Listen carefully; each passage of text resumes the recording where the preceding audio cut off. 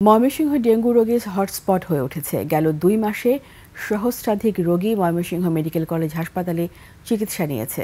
এদের মধ্যে মারা গেছে 11 জন।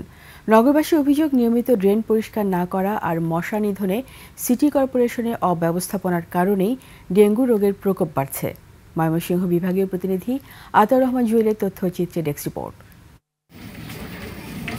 সানবিট সব দিবে সামাল। সানবিট ম্যাজিক প্রেস ডিশওয়াশিং এর মাথা ঘোরানো সলিউশন।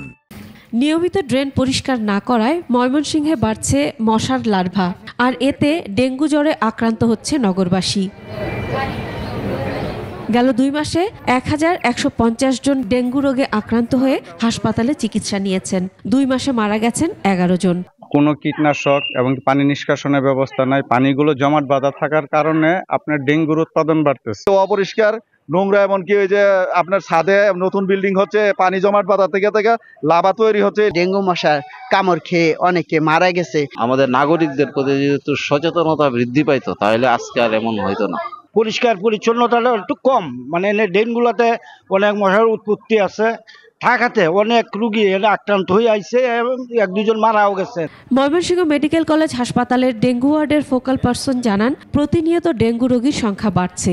চাপ সামাল দেয়া কঠিন হয়ে পড়েছে। চিকিৎসক সংকট সহ রয়েছে নানা সমস্যা। আমরা চেষ্টা করে যাচ্ছি, কিন্তু এখানে মানে জায়গার অপ্রতুলতা আছে, ম্যাটেরিয়ালসের অপ্রতুলতা আছে, আমাদের সিস্টার সংকট, আমাদের যারা ক্লিনার আছেন ওনারাও চেষ্টা করে যাচ্ছে, কিন্তু আমাদের লোকবল আসলেই কম।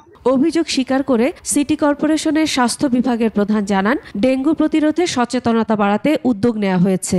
বাড়ির ভিতরে যে কেউ যদি পানি জমিয়ে না রাখে 3 দিনের বেশি, বাসা বাড়িতে ফুলের টবে বা ছাদ বাগানে কোথাও যদি পানির জমে না থাকে, জনগণ যদি আমাদের সহযোগিতা করে এবং সচেতন হয় তাহলে ডেঙ্গু নিয়ন্ত্রণ সম্ভব।